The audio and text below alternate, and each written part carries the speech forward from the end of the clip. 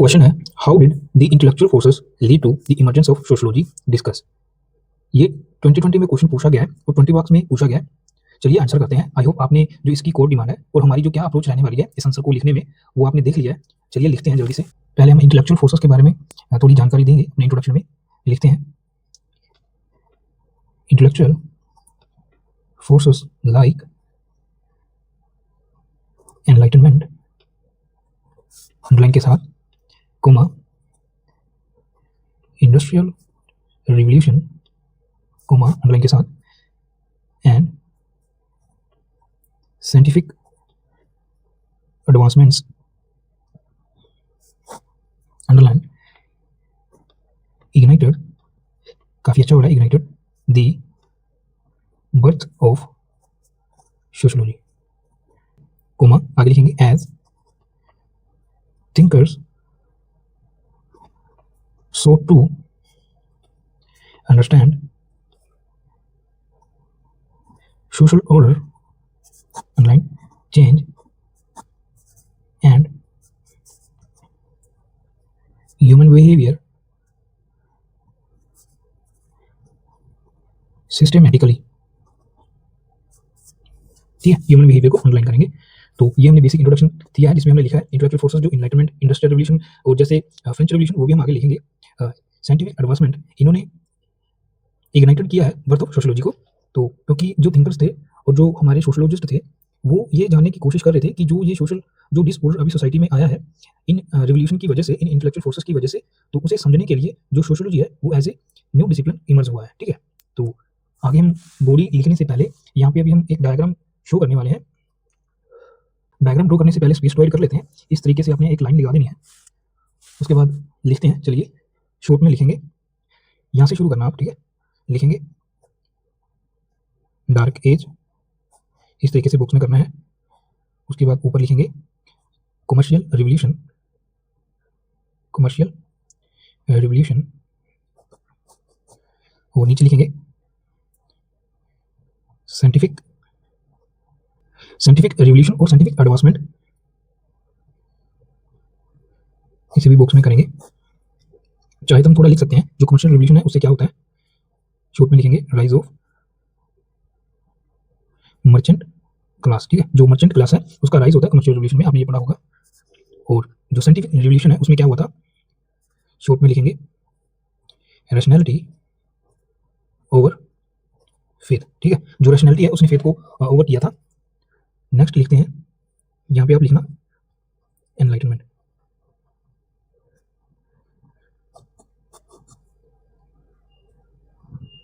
कुछ इस तरीके से आपने एनलाइटनमेंट को दिखाना है as a next stage. Enlightenment में हमें क्या, एनलाइटनमेंट में क्या मिलता है हमें, liberty, equality and fraternity. Next draw करते हैं। यहाँ पे हमने जो फ्रेंच रिवॉल्यूशन है उसके बारे में लिखना है, फ्रेंच रिवॉल्यूशन बॉक्स में करेंगे फ्रेंच रिवॉल्यूशन में। और जो इंडस्ट्रियल रिवॉल्यूशन है उसे भी लिखेंगे इंडस्ट्रियल रिवॉल्यूशन बॉक्स में करेंगे। इन दोनों का कॉमन पॉइंट यहाँ पे लिख देते हैं ताकि हमारी स्पेस जो है वो बच सके। तो यहाँ पे कॉमन पॉइंट लिखेंगे इनका, पॉलिटिकल एंड इकोनॉमिक ट्रांसफॉर्मेशन। कुछ इस तरीके से आपने लिखना है। नेक्स्ट हम दिखाएंगे कि कैसे इनकी वजह से जो सोसाइटी में सोशल चेंज हुआ था, तो वही लिखेंगे सोशल चेंज। ये सोशल चेंज कैसा आया था, उसकी वजह से सोसाइटी में जो है डिसऑर्डर आया था। जो डिसऑर्डर क्रिएट हुआ था सोसाइटी में उसे अंडरस्टैंड करने के लिए सोशियोलॉजी जो है वो इमर्ज हुई थी। तो लिखेंगे सोशियोलॉजी, और जो सोशियोलॉजी है वो क्या है वो लिख सकते हैं हम नीचे ब्रैकेट में चाहे लिख सकते हैं, स्टडी ऑफ मॉडर्न सोसाइटी। ठीक है, तो ये हमने एक सिंपल डायग्राम ड्रॉ करके दिखाया है कि कौन कौन सी इंटेलेक्चुअल फोर्सेस हैं जिनकी वजह से जो हमारी सोशियोलॉजी है वो इमर्ज हुई थी एज ए इंडिपेंडेंट डिसिप्लिन। ठीक है, तो इसका हम नेम देंगे, जरूरी है किसी भी जो भी आपने ड्रॉ किया है फिगर डायग्राम उसका नेम देना जरूरी है। तो वो देंगे, सिंपल ही देंगे, इमर्जेंस ऑफ सोशियोलॉजी। ठीक है, इसे बॉक्स में करेंगे और इसे पूरा इस तरीके से स्पेस में डिवाइड कर देंगे। तो ये हमारी डायग्राम कंप्लीट हो गई है। आगे हम इसी डायग्राम में जैसे दिखाया, जैसे पहले कमर्शियल रिवॉल्यूशन दिखाया तो उसके बारे में लिखेंगे, फिर साइंटिफिक जो रिवॉल्यूशन है, एडवांसमेंट्स हैं उनके बारे में कुछ लिखेंगे, फिर एनलाइटनमेंट के बारे में, इसी तरह फ्रेंच रिवॉल्यूशन और इंडस्ट्रियल रिवॉल्यूशन के बारे में थोड़ा लिखेंगे, और कंक्लूजन में हम दिखा देंगे कैसे ये सोशल चेंज को समझने के लिए जो सोशियोलॉजी है वो एज ए डिसिप्लिन इमर्ज हुई है। तो चलिए पहला पॉइंट लिखते हैं। तो फर्स्ट पॉइंट लिखते हैं, हेडिंग देंगे। फर्स्ट पॉइंट में हम वैसे ही लिखेंगे जो क्रोनोलॉजी हमने डायग्राम में दिखाई है, कमर्शियल रिवॉल्यूशन, ब्रैकेट में लिखेंगे किस टाइम पीरियड की हम बात करने वाले हैं, 30th सेंचुरी की। ठीक है, तो इसे हम बॉक्स में करने वाले हैं ताकि इवैल्यूएटर को ये इजी रहे कि ये एक हेडिंग है। ठीक है, थोड़ा लिखते हैं, द कमर्शियल रिवॉल्यूशन। इसको आप चाहो तो अंडरलाइन कर भी सकते हो और नहीं भी कर सकते। अगर हमने हेडिंग में जो वर्ड लिखा है और उसे एक्सप्लेन कर रहे हो तो आई सजेस्ट कि आप बार बार उसे अंडरलाइन मत करिए। एक बार आपने जो इंपॉर्टेंट जो चीज़ है वो दिखा दिया है तो उसे बार बार अंडरलाइन मत कीजिए। लिखेंगे द कमर्शियल रिवॉल्यूशन वाया, कैसे, सी रूट, आपको पता है जो डिस्कवरी हुई थी सी रूट की, उसकी वजह से sea route discoveries enables global trade. अभी आप देख रहे हो हमारे पास अभी एक स्पेस है जिसमें हम अगर चाहें तो एक लाइन लिख सकते हैं, तो हम वेस्ट नहीं करेंगे, यहीं पे ही लिख देंगे, चाहे कम वर्ड्स में लिखेंगे, global trade and rise of merchant class, underline करेंगे rise of merchant class, global trade को, सी रूट डिस्कवरी को अंडरलाइन करेंगे। आगे लिखेंगे कैसे इन्होंने डिसरप्ट किया था जो फ्यूडलिज्म है और सोशल मोबिलिटी को इंक्रीज किया था, तो वही पॉइंट हम लिखने वाले हैं, इट डिसरप्टिंग। हमने एक पेज कवर कर लिया है, चलिए शिफ्ट करते हैं नेक्स्ट पेज पे। ये हमने 4 पेजेस पे लिखना है, आपको ये पता होगा जो सोशियोलॉजी के जो 20 मार्क्स के क्वेश्चन होते हैं तो हमें 4 पेजेस दिए हुए होते हैं। तो मर्चेंट क्लास है, उन्होंने डिसरप्ट किया था इसको, feudalism and fostering social mobility. ठीक है, अंडरलाइन करेंगे सोशल मोबिलिटी फ्यूडलिज्म को, और शॉर्ट में ऐसे दिखा सकते हैं कि इन्होंने क्या किया था, triggering sociology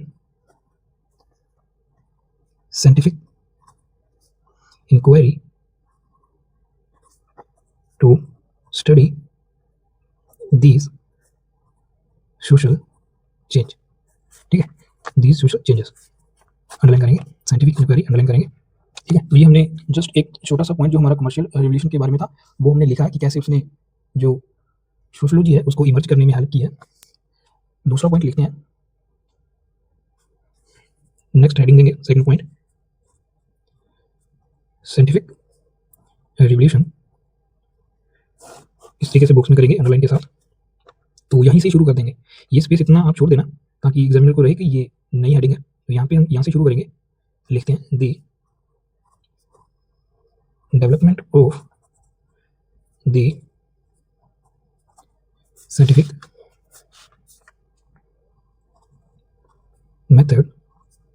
methods and advancements, scientific method को अंडरलाइन करेंगे, and advancements in natural sciences underline के साथ, सच एज दोज बाय, अभी हम जो साइंटिस्ट हैं जो फेमस थे उस टाइम उन्हें मेंशन करने वाले हैं ताकि हमारी आंसर की जो क्रेडिबिलिटी है वो इंक्रीज हो सके और हमारा पॉइंट जस्टिफाई हो सके। तो लिखने वाले हैं दोज बाय, चाहे तो पूरा नाम लिख सकते हो लेकिन मैं यहाँ शॉर्ट पे लिख रहा हूँ न्यूटन। तो जब भी नेम है साइंटिस्ट का थिंकर का तो हम उसे बॉक्स में करेंगे, न्यूटन एंड डार्विन। ठीक है, कुमा, इन्होंने क्या किया था, increased social thinkers to apply a systematic and empirical underline करेंगे approach to the study of human society, this lead to the belief that human behavior could also be studied scientifically, कैसे, similar to natural world। तो उन्होंने increase किया था, जो scientist है उन्होंने increase किया था जो हमारे सोशलिस्ट हैं और सोशल थिंकर्स हैं उनको, कि जो स्टडी है जो ह्यूमन बिहेवियर की वो भी सिस्टमेटिकली हम कर सकते हैं, लाइक जो नेचुरल साइंसेस है वैसे। तो एग्जाम्पल लिखेंगे, जो हमारी पॉजिटिविस्ट की अप्रोच थी सोशियोलॉजी में वो एक साइंटिफिक, और जो एम्पेरिकल अप्रोच रही है हमारी सोशियोलॉजी में, तो वही एग्जाम्पल लिखेंगे शॉर्ट में, पॉजिटिविस्ट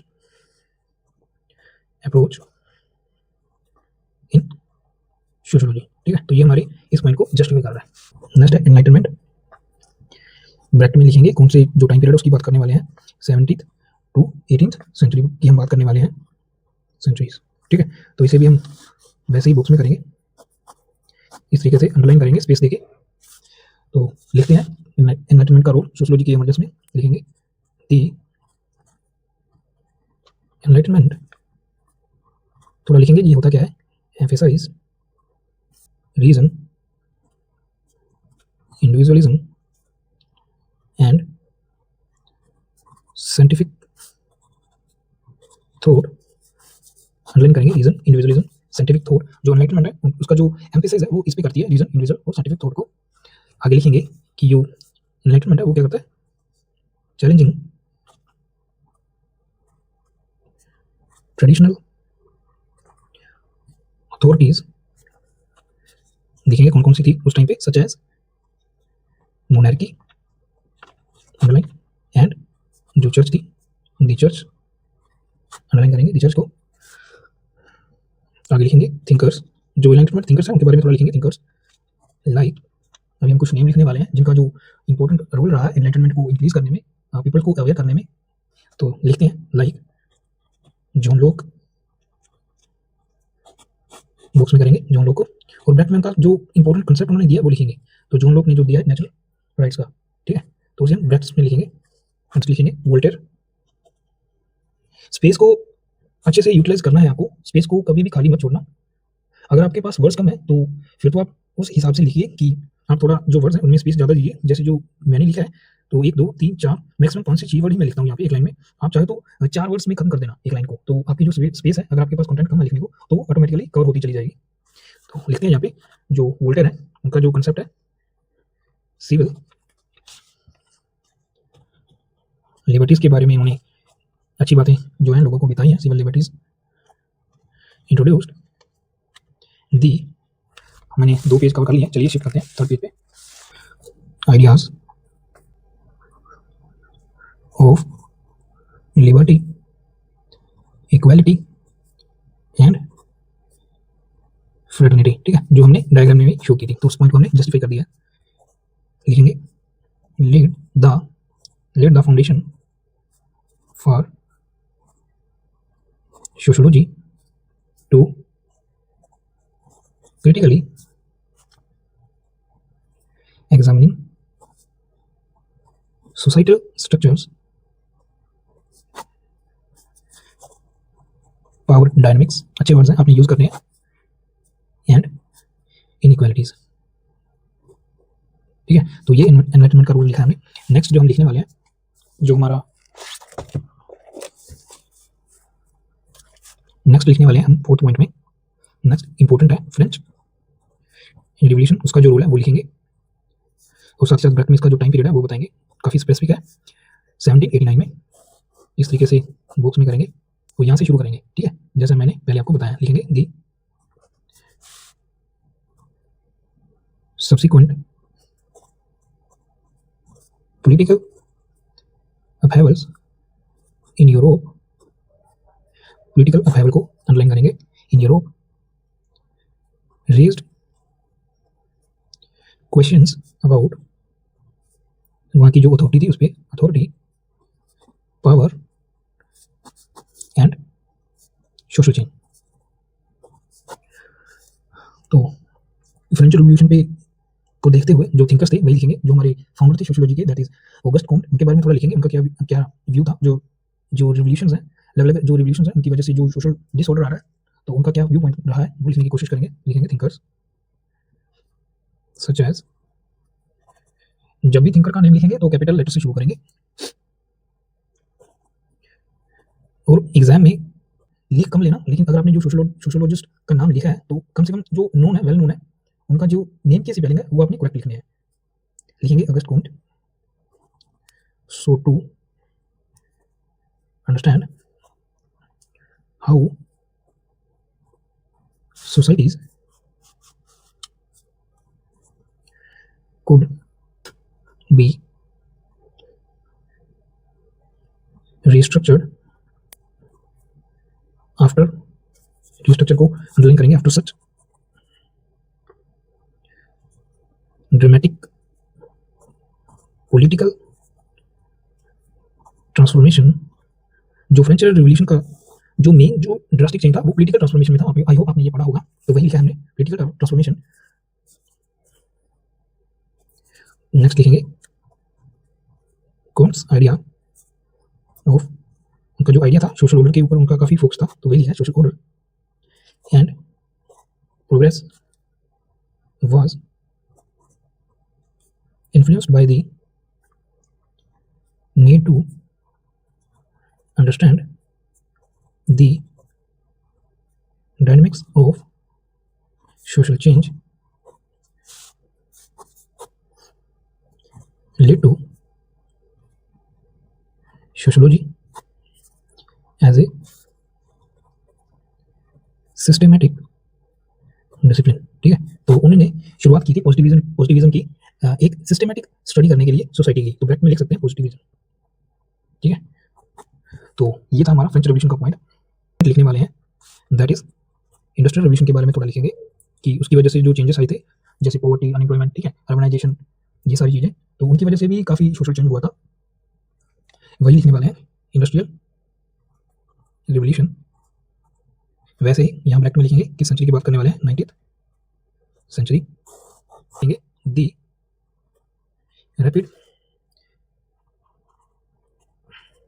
इंडस्ट्रियलाइजेशन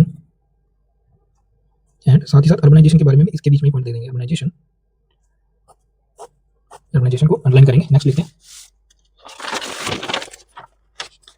ये हमारा लास्ट पेज रहने वाला है कि कैसे जो रैपिड इंडस्ट्रियलाइजेशन और अर्बनाइजेशन है उसकी वजह से यूरोप में काफी ड्रामेटिक चेंजेस आए थे, उसके बारे में थोड़ा लिख रहे हैं। Europe brought about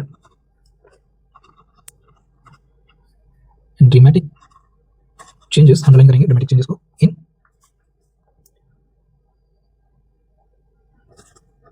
structure of society. Underline करेंगे जो सोसाइटी की बेसिक जो स्ट्रक्चर है उसमें काफी चेंजेस देखने को मिले थे इंडस्ट्रियलाइजेशन की वजह से। This created new social problems, उसकी वजह से काफी न्यू प्रॉब्लम्स जो इमर्ज हुई थी उसके बारे में लिख रहे हैं। कौन सी? Such as poverty, class inequality, haves and have nots, merchant classes, feudalism, ऐसी काफी चीजें जो थी इमर्ज हो रही थी। And the breakdown of traditional structures, और साथ ही साथ हम लिख सकते हैं as well as new psychological problems such as, तो वो थोड़ा दिखाते हैं कि कौन कौन सी जो साइकोलॉजिकल प्रॉब्लम्स हैं वो भी इमर्ज हुई थी। तो थोड़ा डरकेम और वेबर का कंसेप्ट यूज करने वाले हैं, जैसे वेबर एलियनेशन, एनोमी। तो हमने सोशल प्रॉब्लम्स के बारे में लिखा और साथ ही साथ साइकोलॉजिकल प्रॉब्लम्स के बारे में भी पॉइंट ऐड किया है। लिखेंगे scholars began to seek explanation for these changes, and जो सोशोलॉजी है वो इमर्ज हुई थी। Sociology emerged as a field to study the effects of industrialization on society। ठीक है, तो जी हमने जो इंडस्ट्रियलाइजेशन एंड अर्बनाइजेशन है उसका पॉइंट जस्टिफाई किया है। अभी हमारे पास स्पेस काफी कम बचा है, देख लो। इस स्पेस में हमने अभी कंक्लूजन लिखना है, तो उससे पहले मैं चाहता हूँ कि एक पॉइंट हम और ऐड कर दें, तो उसे हम एलैबोरेट नहीं करेंगे, शॉर्ट में ही लिखेंगे। तो ट्राई करते हैं। पॉइंट फिलोसॉफिकल इन्फ्लुएंसेस, तो उसे बॉक्स में करेंगे। जो GWF जो हेगल्स हैं, चाहे तो आप शॉर्ट में भी लिख सकते हो, हेगल, उनका जो कंसेप्ट था जो डायलेक्टिक्स है उसने शेप किया था जो हमारे मार्क्स हैं, मार्क्स की जो थिंकिंग है उसको इन्फ्लुएंस किया था। तो उन्होंने कंसेप्ट दिया था मटेरियलिज्म का। तो इसकी वजह से जो सोशियोलॉजी का फोकस है, shift sociology focus on power, conflicts and social change. ठीक है, तो ये भी हमने शॉर्ट में एक और डिमेंशन दिखाने की कोशिश की है, ये डायग्राम में नहीं था तो ये हमने लिखा। अभी हमारे पास स्पेस है तो जल्दी से ये कंक्लूजन लिखते हैं, लिखेंगे these intellectual forces fostered an environment in which sociology could develop as a distinct discipline focused on understanding and addressing the complexities of modern societies। ठीक है, तो ये हमारा कंक्लूजन था। इंटेलेक्चुअल फोर्सेस अंडरलाइन करेंगे, डिस्टिंक्ट डिसिप्लिन अंडरलाइन के साथ address the complexity of modern society underline करेंगे। तो ये था हमारा कंप्लीट आंसर। चलिए एक क्विक रिकैप करते हैं क्या हमने लिखा। क्वेश्चन में उन्होंने इंटेलेक्चुअल फोर्सेस के बारे में पूछा था कि कैसे वो लीड करती हैं इमर्जेंस ऑफ सोशियोलॉजी को। ठीक है, तो इन शॉर्ट हमने बताया था कि इंटेलेक्चुअल फोर्सेस के बारे में कौन कौन सी वो है, enlightenment, industrial revolution, scientific revolution, इन्होंने इग्नाइट किया था बर्थ ऑफ सोशियोलॉजी। तो जो थिंकर्स थे वो समझना चाहते थे जो सोशल ऑर्डर और चेंज जो इनकी वजह से आ रहा है उसे समझने के लिए। ठीक है, और ये उसके बाद हमने एक डायग्राम ड्रॉ किया जिसमें हमने अलग अलग इंटेलेक्चुअल फोर्सेस हैं उनके बारे में बताया कि कैसे उनकी वजह से जो सोशियोलॉजी है वो इमर्ज हुई है। उसके बाद हमने जो वन बाय वन सभी जो पॉइंट है कमर्शियल रेवोल्यूशन उनको डिटेल में लिखा है, अपने पॉइंट को जस्टिफाई किया है। ठीक है, ये दूसरा पॉइंट साइंटिफिक रेवोल्यूशन के बारे में हमने एग्जांपल दिया, पॉजिटिविस्ट अप्रोच है वो साइंटिफिक अप्रोच है सोशियोलॉजी में। उसके बाद एनलाइटनमेंट के बारे में लिखा हमने, दो तीन जो एनलाइटनमेंट वाले थिंकर है वो कोट किए हैं, जॉन लॉक और वोल्टेयर, उनका कंसेप्ट डायरेक्ट में दिखाया है, इंपॉर्टेंट है। उसके बाद हमने फोर्थ जो फ्रेंच रेवोल्यूशन है काफ़ी इंपॉर्टेंट है, उसका जो कंट्रीब्यूशन वो दिखाया है सोशियोलॉजी के इमर्जन में। उसके बाद इंडस्ट्रियल रेवोल्यूशन 19th सेंचुरी का वो दिखाया है। ठीक है, और लास्ट में हमने एक डायमेंशन न्यू जो ऐड किया वो है साइकोलॉजिकल इन्फ्लुएंस। ठीक है, उसके बाद हमने ये कंक्लूड किया। आई होप आपको ये आंसर अच्छा लगा होगा। Thanks for watching.